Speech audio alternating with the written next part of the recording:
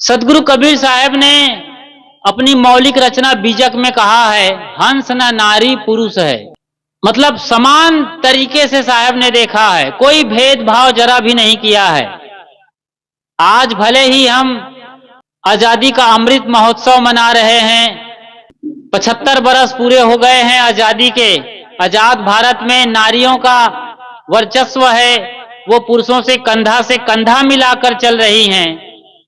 लेकिन अभी भी पुरुष प्रधान इस भारत देश में नारी दोयम दर्जे की समझी जाती है। हमेशा उनके लिए दृष्टि कुछ और होती है। पुरुष हमेशा से इस देश में अपने को बढ़ चढ़कर बलशाली और अग्रणी माना है। अपनी हठ धर्मिता के कारण उन्होंने ऐसे ऐसे कानून बनाए हैं, ऐसे ऐसे विधान बनाए हैं जो कहीं ना कहीं नारियों को दोयम दर्जे का साबित करती हैं। हालांकि संविधान में ऐसा नहीं है। मैंने कहा ना, किताबों में बड़ी चर्चा है, धर्म ग्रंथों में नारियों का सम्मान है, उन्हें देवी कहा जा रहा है। लेकिन जमीन पर आप देखते हैं ऐसा होता है। कई देवी जागरण के अवसर आते हैं, दुर्गा पूजा होती है, सरस्वती की पूजन होती है। हमारे देश में तमाम देवियों के अलग अलग अवसर पर पूजने की परंपरा है। लेकिन इसी देश में ही हमारी मां बहन बेटियां अपने को असुरक्षित महसूस करती हैं। दुर्गा पूजा के बड़े आयोजन होते हैं, बड़े पंडाल लगाए जाते हैं, लाउड स्पीकर के जरिए 9 दिन तक 9 तरीके से दुर्गा के विभिन्न रूपों की पूजा होती है। मगर जहां तक स्त्री शक्ति की बात करते हैं, नारियों की बात करते हैं, तो वो महिमा, वो गरिमा हम प्रदान नहीं कर पाए हैं। हमारा देश सचमुच में नारी की पूजा तब करता हुआ मालूम पड़ेगा, नारियों को सही शिक्षा और दीक्षा के साथ उनका सम्मान तभी करेगा जब रात के 12 बजे 2 बजे के दौरान भी एक सुंदर युवती बिल्कुल निर्भयता पूर्वक, निडरता पूर्वक, बड़े आराम से अपनी कॉलोनी से गुजरते हुए अपने घर को पहुंच जाए। ऐसा लगता है भी सपना ही है। दिन में भी अकेली नारियों का, स्त्रियों का, बहन बेटियों का चलना कहीं ना कहीं असुरक्षित रहता है, जैसे कि आप कई घटनाओं को देखते हैं और जानते हैं।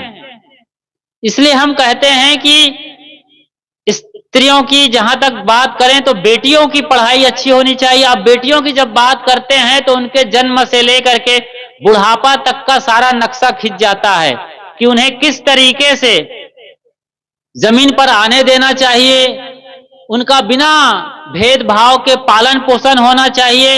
आज भी घरों में बेटों की प्रतीक्षा की जाती है, बेटे आ जाते हैं, बेटियां भी आ जाती हैं, तो बेटों को ज्यादा महत्व दिया जाता है बेटियों के बजाय। बेटियां बचपन से झाड़ू लगा रही हैं, बर्तन मांज रही हैं, मां के कामों में हाथ बटा रही हैं। वहीं बेटे क्या तो खेल रहे हैं, तमाशा कर रहे हैं, लड़ाई झगड़े कर रहे हैं, कहीं कहीं गाली गलौज कर रहे हैं या मोबाइल में घुसे हुए हैं। बेटियों को इतनी आजादी नहीं है, वो बराबर मां के साथ, उनका संस्कार है। तो ये प्राकृतिक गुणधर्म है। आज हम नारियों का सम्मान, मतलब मातृशक्ति का, आधी आबादी का सम्मान, जिनकी वजह से हम धरती में आते हैं। पुरुष खाली इतना ही सोच ले कि 9 महीने की असह्य तकलीफ को झेलकर, भयंकर पीड़ा को सहते हुए वो हमें पैदा करती हैं। उस वक्त हम यदि समझ पाए उनकी तकलीफ को, बंद आंखों में देख पाए उस भयंकर पीड़ा जहां वो मौत के साथ लड़ाई करती है, उसके बाद हमें पैदा करने के बाद कितनी अच्छी खासी परवरिश करती है। हर तरीके से एक आदमी का बच्चा गंदा करता रहता है, उनके कपड़े को, उनके बिस्तर को, उनके घर को, आंगन को, उसके बाद भी वो लाडली और लाडला समझकर हमें पालती और पोसती है। और अब अपना आधा निवाला भी निकाल कर मौका आए तो हमें खिलाती है। हर तकलीफ को झेलकर अपने बच्चों के लिए वो हमेशा मुस्कुराती रहती है, चाहे भयंकर पीड़ा से क्यों ना गुजर रही हो। यदि पति वैसे नहीं है, घर का माहौल खराब चल रहा है, बजट खराब है, और भी तमाम मुसीबतें हैं उनके अपने शरीर, मन और इंद्रियों की, उनके बावजूद वो मुस्कुराकर हमें कितना कुछ भगवान के तरीके से पालती हैं। उसके बावजूद हम आए दिन जब भी आदमी जवान होता है तो स्त्री शक्ति के साथ बर्बरता से पेश आता है। बड़े घरों में माँ बाप को साइड लगा दिया जाता है, उन्हें कहीं ना कहीं वृद्धाश्रम भेज दिया जाता है, और मैं तो कहूंगा कि मरने के लिए जीते जी उन्हें मरने के लिए छोड़ दिया जाता है। तो कितनी बड़ी दुर्घटना हम स्त्री शक्ति नारी शक्ति के साथ कर रहे हैं। बहुत सारी बातें हैं, हम सब इन सब बातों को बाकायदा सुनेंगे, लेकिन आप पढ़ना चाहते हैं तो ये किताब आपके लिए बहुत अच्छी है।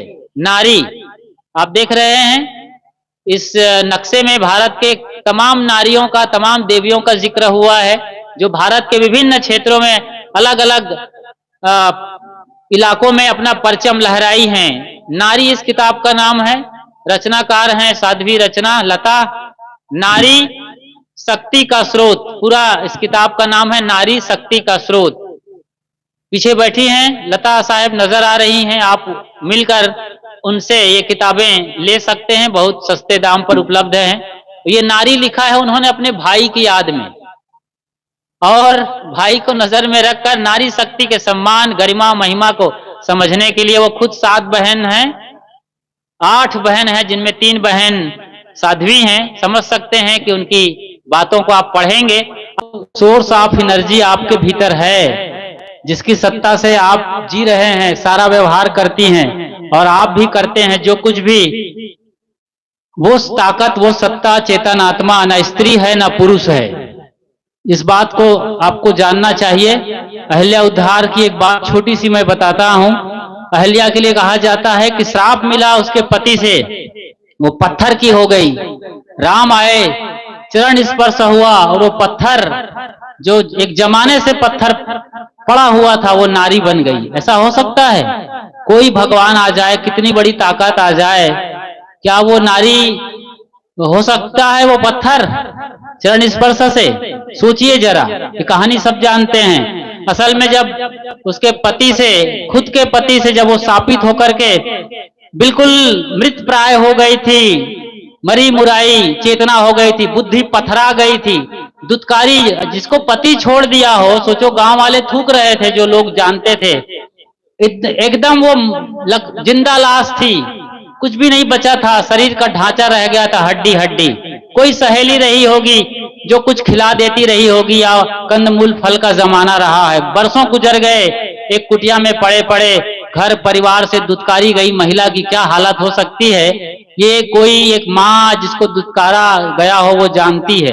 वो हालत एकदम मरी मुराई जिंदा लाश। राम आए, पता चला कि यहाँ कोई है, और बरसों से वीरान सुनसान इसकी जिंदगी चल रही है। उन्होंने आते ही कहा, माँ प्रणाम।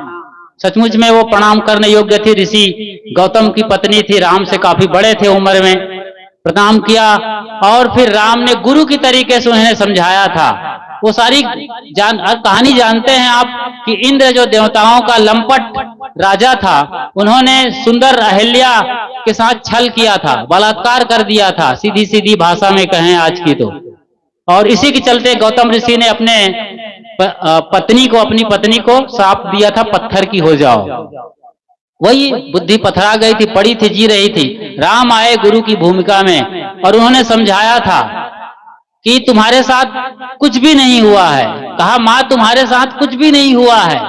उसकी चेतना में एकदम चिंगारी, जैसे 440 वोल्ट का करंट दौड़ गया, कुछ भी नहीं हुआ है। सारी दुनिया चिल्ला रही है, इतना गंदा काम आपने किया है, और आप कहते हैं कुछ भी नहीं हुआ है। तब समझाया प्रभु राम, जिन्हें आप कहते हैं, वो ऐसे ही समझाने के लिए वो भगवान होते हैं। इतनी समझ जिसकी हो, भगवान, उसकी भगवत्ता जाग जाती, वो भगवान हो जाते हैं। कहा कि आप न तो मन हो, न इंद्री हो, और न ही शरीर हो। शरीर मन इंद्री से परे वो सत्ता हो जिसको ऐसे लंपट हजारों की तादाद में इंद्र आ जाए, लंपट इंद्र, वो क्या छुएंगे? खुद का तुम्हारा पति भी नहीं छू सकता। उनको बोला कि आपका पति भी जिस चीज को टच नहीं कर सकता वो कुंवारी आत्मा हो, अजर अमर, जिसको कहा है कृष्ण ने अपने गीता में, नैनम छिंदंती सहस्राणी नैनम दहति पावका।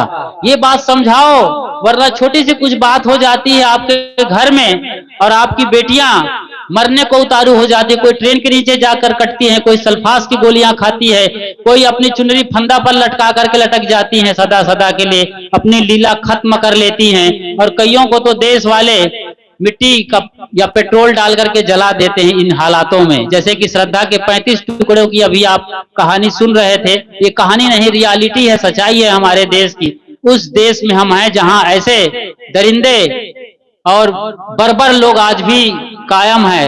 रावण जैसा आदमी जिसके पुतले जलाए जाते हैं बरसों बरस, उसने महिला कमांडो रखा था सीता के लिए, सीता को आंच आने नहीं दिया एक सेकंड के लिए, और महिलाओं ने उनकी रक्षा करी थी। वो हाथ तक नहीं लगाया उस वक्त जब उन्होंने उनका अपहरण किया था। उसके बाद जो भी कहानियां हो इसके पीछे आप जानते हैं कि उनको ऐसा कुछ अभिशाप मिला हुआ था। लेकिन यहाँ पर राम प्रभु ने जगाया था उस मां अहिल्या की चेतना को कि आप वो कुंवारी आत्मा हो जिसको कोई दूषित पतित मलिन और गंदा नहीं कर सकता था। इतना सुनना था बस। वो उठ खड़ी हुई, वो तो मरी थी नहीं, कोई पत्थर की तो नहीं हो गई थी, जिंदा थी, और वो चेतना जाग गई, फिर वो लग गई साधना में, और मुझे उम्मीद है कि वो मुक्त भी हो गई होगी। इतनी बड़ी चिंगारी, ये बात आपके कोई चैनल गुरु नहीं बताते, किताबों में भी शायद ये चीजें नहीं आगे जाकर लिखी है।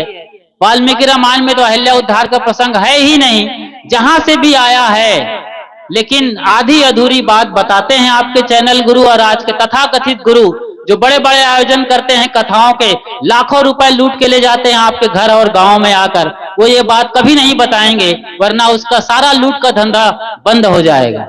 इसलिए ये बात समझिए, असली चीज ये है कि उनकी चेतना जगी थी, उनको असल में ज्ञान मिला था, और यही ज्ञान आप अपने बहू बेटियों को भी दीजिए यदि उनके साथ कुछ ऐसी घटनाएं घट जाती हैं। तो महिला सशक्तिकरण पर हम सुन रहे हैं।